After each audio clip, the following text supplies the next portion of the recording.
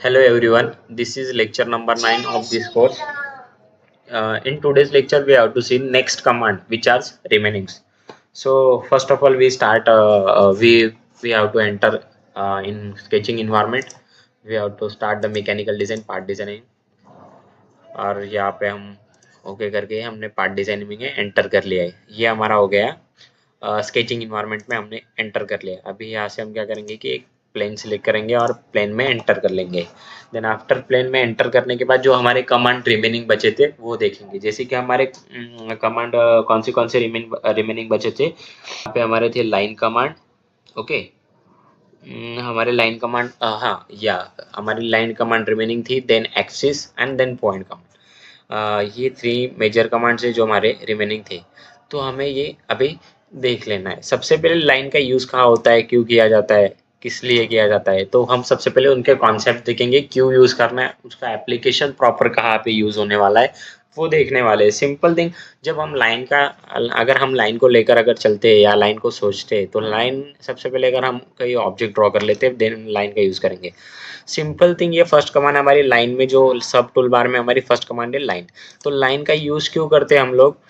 Line का use करते हैं किसी लाइन या किसी ड्राइंग को कंप्लीट करने के लिए। सिंपल थिंग, आप लाइन का यूज़ कर सके रेक्टेंगल भी बना सकते हो, जैसे कि मैं यहाँ अप्लाई कर रहा हूँ। ये सिंगल लाइन लेके आपको फोर लाइन फोर एंगल्स में ड्रॉ करोगे तब आप रेक्टेंगल ड्रॉ कर पाओगे।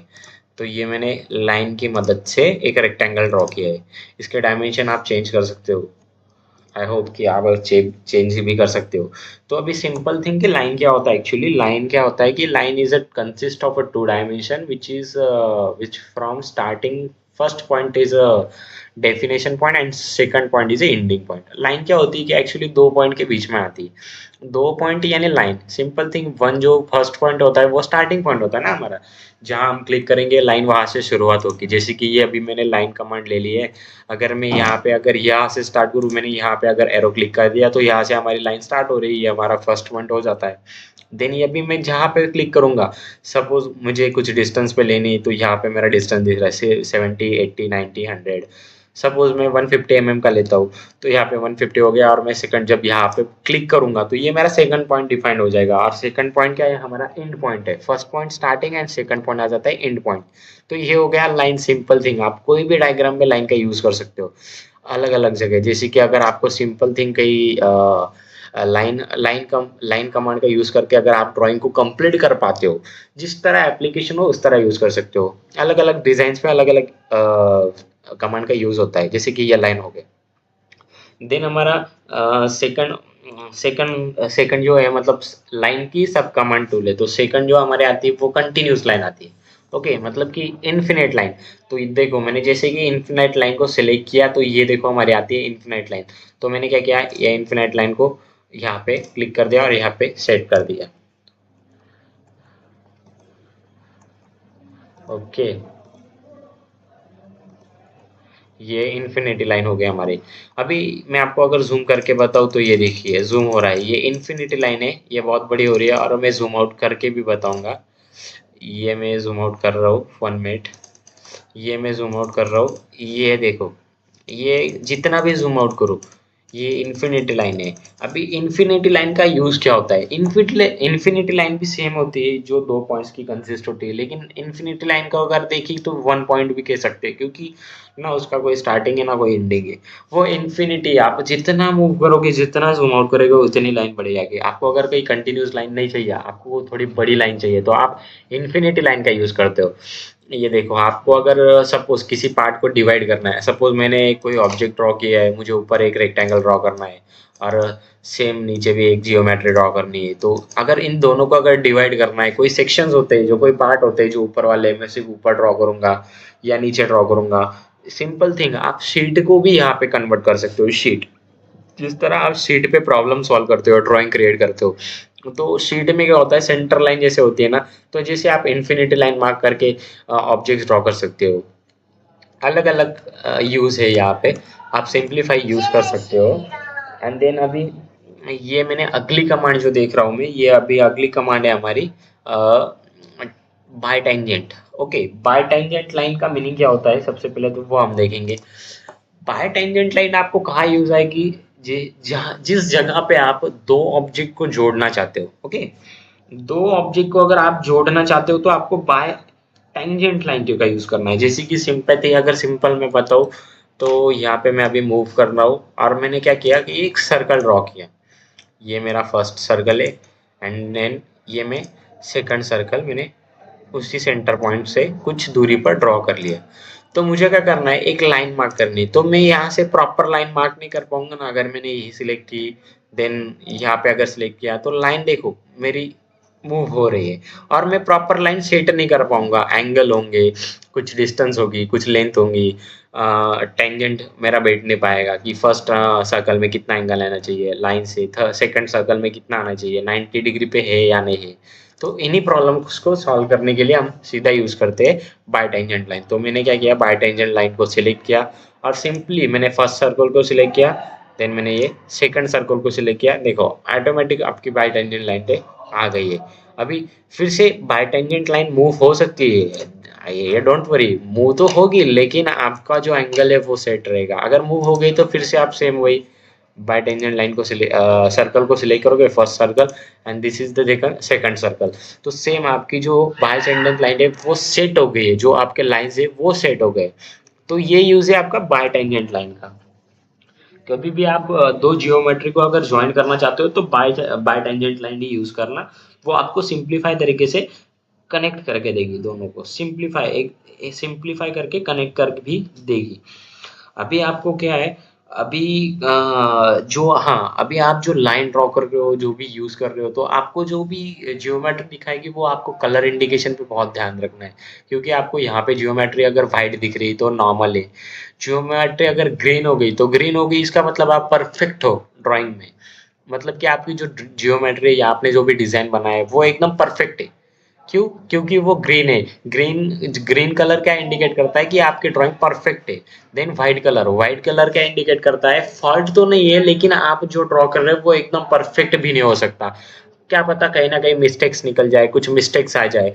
ये व्हाइट कलर का इंडिकेशन है। एंड देन पर्पल कलर क्या इंडिकेट करता है कि अगर आप जो भी जियोमेट्री ड्रॉ कर रहे हो, जब भी आप एक्स्ट्रा कंस्ट्रेंट देते हो, जैसे कि अगर आप डायमेंशन दे रहे हो, कहीं पोजीशनिंग सेट कर रहे हो, तो अगर आप जरूरत से ज्यादा पोजीशनिंग सेट कर रहे हो या जरूरत से ज्यादा डायमेंशन दे दो, सिंप्लीफाई, अगर आपकी लेंथ सपोज एक लाइन है उसकी लेंथ अगर 10 है, तो अगर आप उसको दो बार अगर डायमेंशन दोगे तो पर्पल कलर में हो जाएगी। मतलब कि आपने एक्स्ट्रा डायमेंशन दे दिया।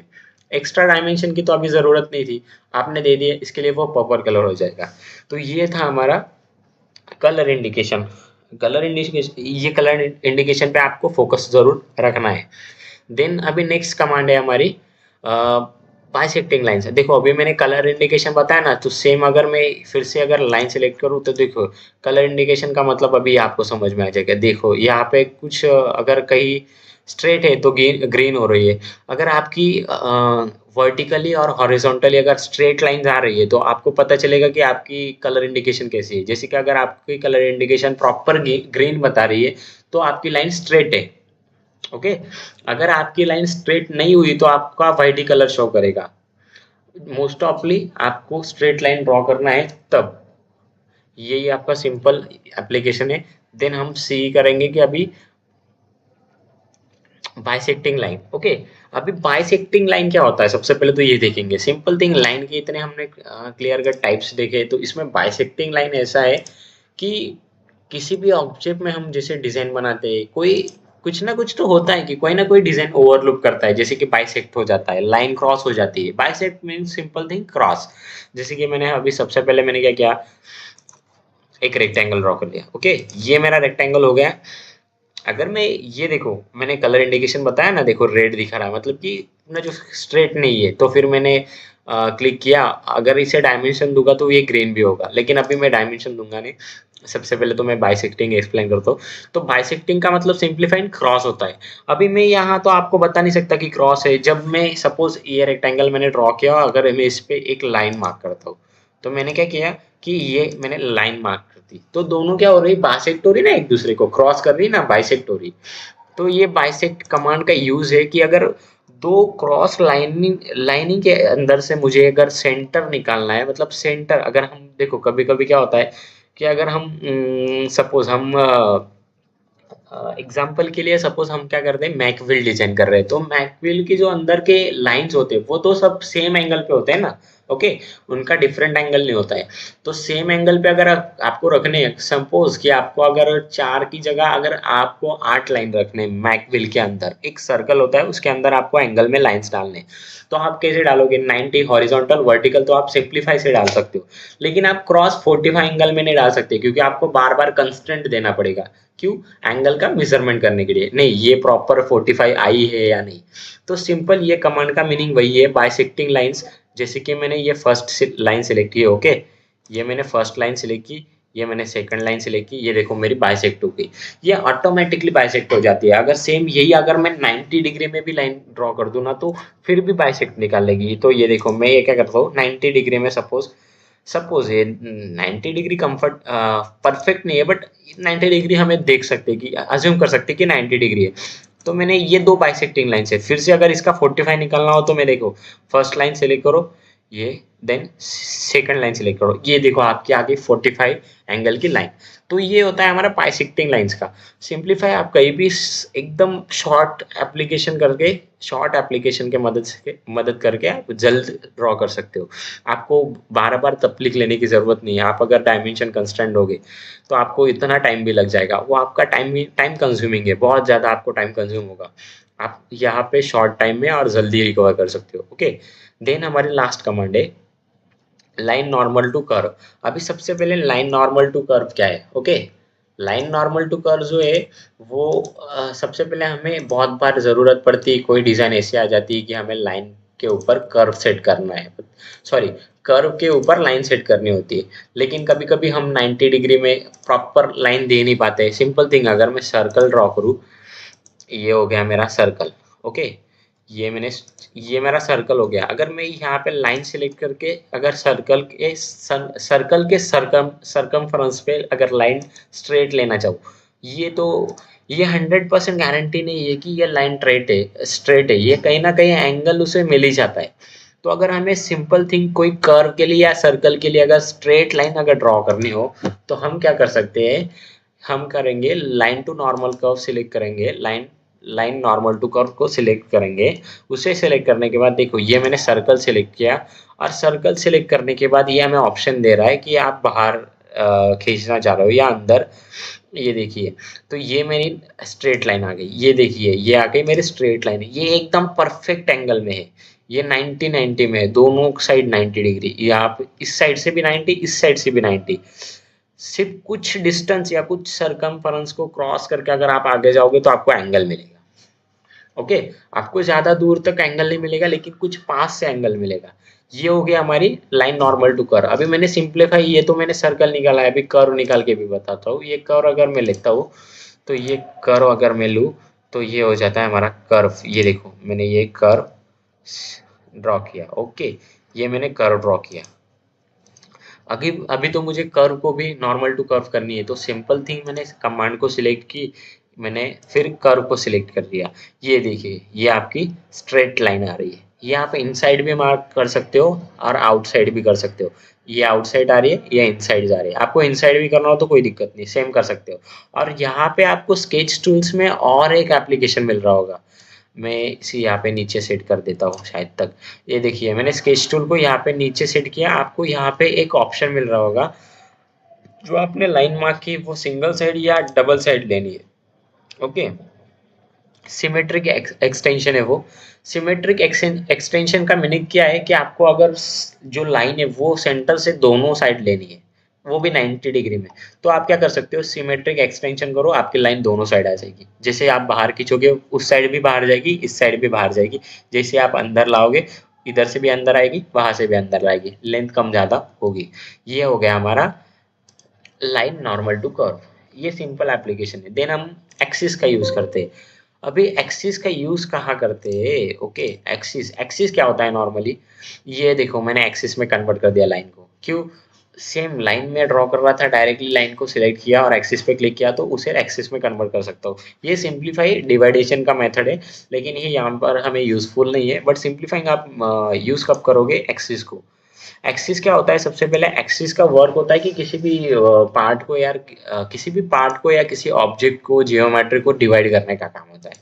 ओके, डिवाइड करने के लिए या डायमेंशन सेट करने के लिए आप यूज करते हो एक्सिस का। अभी यहाँ देखो, अभी तो यहाँ पे स्नैप ग्रिड लाइंस तो नहीं है, तो मैं सोचूंगा कि मेरी जो डायमेंशन सेट करने के लिए प्लेन एंगल है वो तो मुझे दिखाई नहीं दे रहा है, तो मैं किस तरह सेट कर सकता हूँ? तो मैं क्या करूंगा, अगर मुझे एक डिजाइन ड्रॉ करनी है या मुझे ड्राइंग ड्रॉ करनी है, तो मुझे प्लेन सिलेक्ट करने के लिए प्लेन भी नहीं है या स्नैप ग्रिड्स भी नहीं है, स्नैप लाइन ही नहीं है, तो मैं कहाँ से एकदम परफेक्ट डायमेंशन लूंगा? तो मैं क्या करूंगा, उसके लिए मैंने एक एक्सिस मार्क किया। ओके, ये हो गया हमारा सेंटर से, ये ग्रीन कलर का शो हो रहा है, मतलब ये हमारा एक्सिस, सॉरी ये ब्लू कलर है एक्चुअली, ये ब्लू कलर का शो हो रहा है। इसका मीनिंग है कि हमारी लाइन जो है वो स्ट्रेट है। ओके, ये देन रेड हो गई क्योंकि ये हमने कमांड सिलेक्ट किए थे अभी तक, तो ये व्हाइट हो गई, हमारी परफेक्ट हो गई। परफेक्ट मतलब ये वर्क करने के लिए रेडी है। देन हमने क्या किया, फिर से एक हॉरिजॉन्टल एक्सिस मार्क किया, ये हो गया हमारा हॉरिजॉन्टल एक्सिस। तो देखिए ये सिंप्लीफाई, मैंने दो एक्सिस मार्क किए क्योंकि मुझे जो ड्राइंग करनी है वो उसमें उसे डिवाइड करना है या उसके डायमेंशन देने हैं, तो इसीलिए मैंने ड्राइंग की। तो सपोज डायमेंशन का एग्जांपल कैसे दूं कि ये मैंने रेक्टेंगल ड्रॉ कर लिया। ओके, रेक्टेंगल ड्रॉ कर लिया, रेक्टेंगल की पोजीशन क्या है कि जो हॉरिजॉन्टल एक्सिस है, हॉरिजॉन्टल एक्सिस से जो डिस्टेंस है रेक्टेंगल का वो 10 mm, या सपोज ये हो गया हमारा 100 mm। ओके, ये हम कर देंगे 100 mm, ये हो गया हमारा 100 mm डिस्टेंस। और सेम कंस्ट्रेंट अगर हम लेते हैं कि हॉरिजॉन्टल लाइन से हॉरिजॉन्टल रेक्टेंगल लाइन तक कितना डिस्टेंस हो गया, तो ये सेम डिस्टेंस सेट करने के लिए अगर एक्सिस नहीं होते तो मैं डिस्टेंस सेट नहीं कर पाता कि एक प्रॉपर जीरो ओरिजिन पॉइंट से कितना दूर है। अभी तो मुझे ओरिजिन पॉइंट परफेक्ट पता भी नहीं है क्योंकि मैंने जो जियोमेट्री या जो मैंने एक्सिस सेट की है वो तो मैंने इमेजिनरी सेट की है। तो फिर जब स्नैप ग्रिड्स में अप्लाई करूंगा तब हो जाएगा। और स्नैप ग्रिड जब अप्लाई हो जाते हैं ना, तो उसके साथ में भी हमें एक्सिस अप्लाई करने पड़ते हैं क्योंकि हमें डायमेंशन परफेक्ट देना है, इसीलिए ये हो गया हमारा एक्सिस का यूज। देन लास्ट पॉइंट है हमारा पॉइंट। पॉइंट के भी बहुत से सब टूल्स है, जैसे कि हमारा सिंपल पॉइंट बाय क्लिकिंग आ गया, then point by using coordinates आ गए, देन देन आ गए हमारे पॉइंट्स इक्विडिस्टेंस पैटर्न आ गया, then intersecting point, and last आता है हमारा प्रोजेक्शन पॉइंट। ओके, सबसे पहले अभी क्या होता है कि हमारे पॉइंट्स देखने पड़ेंगे। पॉइंट्स आप कहाँ मार्क करते हो कि आपको कोई भी डिजाइन ड्रॉ करनी है, आप कोई भी डिजाइन ड्रॉ कर रहे हो तो आपको पॉइंट्स कहाँ लगेंगे कि वही जियोमेट्री पे आपको कोई छोटा जियोमेट्री ड्रॉ करना है। डिजाइन के ऊपर डिजाइन अगर आपको ड्रॉ करना है, या सिंपल थिंग आपने कोई डिजाइन के लिए आपने कोई रेक्टेंगल बनाया, रेक्टेंगल में अगर आपको छोटे छोटे सर्कल या छोटे छोटे डॉट्स या छोटे छोटे होल बनाने, तो अगर सिंप्लीफाई आपको अगर होल बनाने तो आप क्या करोगे, पॉइंट से वहाँ सर्कल को मार्क कर दोगे कि ये पॉइंट पर हमें सर्कल बनाना है। ओके, ये पॉइंट पे हमें सर्कल बनाना है, तो आप क्या करोगे, पॉइंट्स मार्क्स करोगे, तो उसके लिए आप क्या पॉइंट्स का यूज करोगे। ओके, तो सबसे पहले हम क्या करेंगे, जैसे कि एग्जांपल मैंने ये रेक्टेंगुलर अगर प्लेट मैंने ड्रॉ कर लिया। ओके, इसको अभी मैं 3D में कन्वर्ट कर लेता हूँ। ये मैं आ गया 3D इन्वायरमेंट में, मैंने इसको पैडिंग कर दिया। ओके, इसका डायमेंशन मैं थोड़ा चेंज करता हूँ, मैंने कर दिया 30 ओके 44 कर दिया। मैं प्रीव्यू कर देता हूँ, ओके करता हूँ, तो ये हमारी रेडी होगी। तो मैं क्या करूँगा, अभी प्लेन सेलेक्ट करके एंटर कर लूंगा। मैंने ये प्लेन में तो एंटर कर लिया। अभी मुझे क्या करना है कि कुछ पॉइंट्स है जहाँ पे मुझे होल मार्क करना है या कुछ ऑपरेशन परफॉर्म करना है, तो वो कोई भी हो वर्क हमारा, वो डोंट वरी। तो आप क्या करोगे, अगर मुझे सर्कल बनाना है, कोई ऑपरेशन परफॉर्म करना है, तो हमें पर्टिकुलर पॉइंट होता है ना कि नहीं भाई हमें सेंटर में ऑपरेशन परफॉर्म करना है, कि नहीं यहाँ से हमें एक पीस काट करना है, तो आपको वैसे पॉइंट्स मार्क करने हैं। जैसे मैंने पॉइंट सेलेक्ट किया और मैं क्या करूंगा कि सपोज मुझे यहाँ पे एक सर्कल बनाना है, तो मैंने एक यहाँ पे पॉइंट से क्लिक कर दिया। अगर मुझे देन सेकंड अगर मुझे यहाँ पे बनाना है, तो मैंने यहाँ पे मैं चारों कॉर्नर पे 4 पॉइंट क्लिक कर सकता हूँ। तो मैं फिर से क्या करूँगा, ये मेरा आ गया सेकंड पॉइंट और ये मेरा आ गया थर्ड पॉइंट।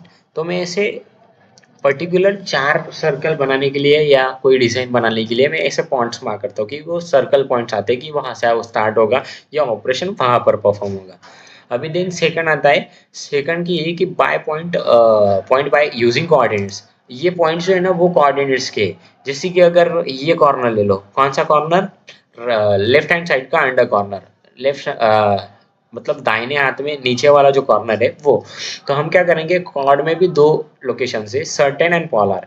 पोलर क्या होती है एक्चुअली, जो क्रॉस में होती है वो पोलर होती है। सर्टेन मतलब कोई भी एक पोजीशन, हॉरिजॉन्टल या वर्टिकल, तो उसमें हॉरिजॉन्टल भी डायमेंशन दिए है, वर्टिकल भी डायमेंशन दिए है। तो हम क्या करेंगे, सर्टेन को सिलेक्ट करेंगे। जैसे सबसे पहले सर्टेन को अगर सिलेक्ट करेंगे कि मैं पॉइंट्स को अगर एक हॉरिजॉन्टली अगर मैं 50 mm दे दूँ, सॉरी 50 mm में हॉरिजॉन्टली देता हूँ और वर्टिकली में देता हूँ 100 mm।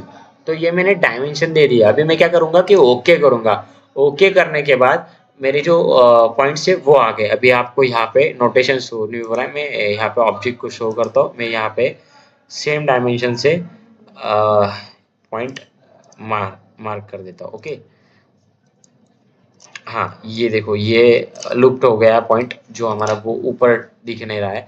तो आपका सिंप्लीफाई आपको अगर यहाँ पे दिखाई नहीं दे रहा होगा, लेकिन आप जितने डिस्टेंस से आपको या कोई भी देना है तो आप मार्क कर सकते हो। अगर मैं आपको पोलर में दिखाऊँ तो यहाँ पे रेडियस और एंगल आ जाता है कि एक्चुअली आपके पॉइंट से कितनी रेडियस देनी है और कितने एंगल पर देनी है। वो भी अगर आप चाहो तो दे सकते हो, प्लस में माइनस में, आपको जिसे चाहे वैसे दे सकते हो। ओके, तो ये हो गया हमारा।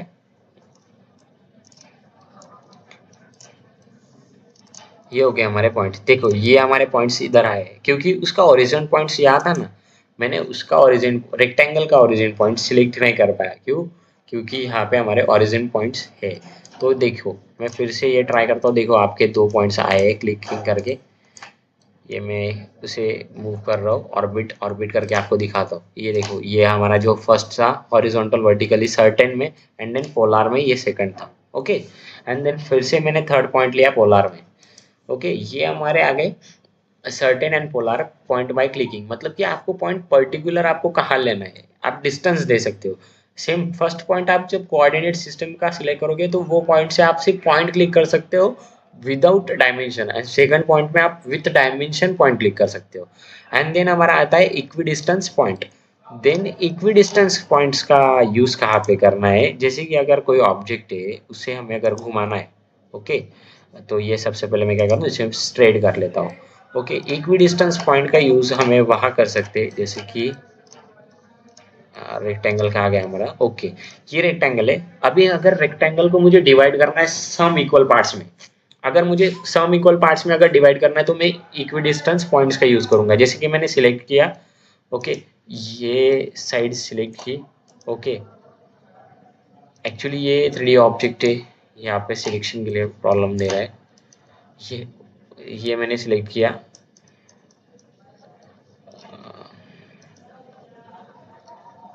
1 मिनट।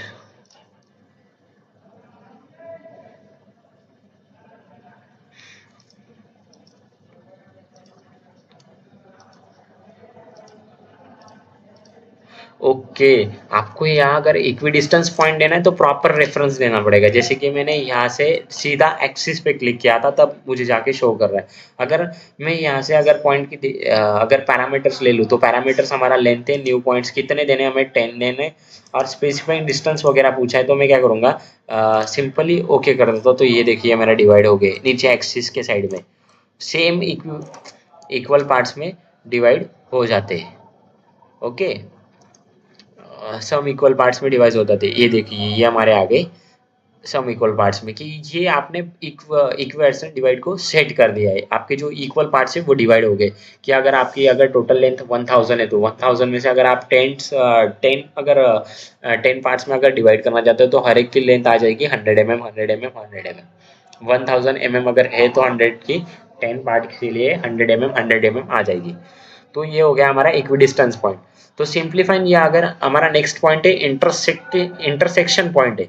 अभी इंटरसेक्शन पॉइंट का यूज कहाँ पे है, सिंप्लीफाई, अगर मैं कोई ऑब्जेक्ट ड्रॉ कर रहा हूँ, कोई ड्राइंग ड्रॉ कर रहा हूँ, अगर मेरे पास ये देखो मैं क्या करूँगा, 1 मिनट में एक प्लेन सेलेक्ट करके इसे स्ट्रेट कर लेता हूँ।